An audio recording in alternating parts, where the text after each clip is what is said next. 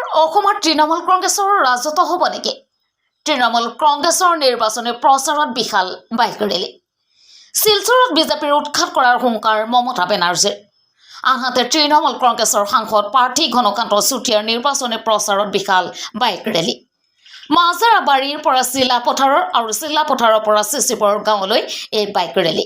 তিনিচুকীয়াৰ পৰা ৰাহুল গগৈৰ ৰিপৰ্ট, অসম।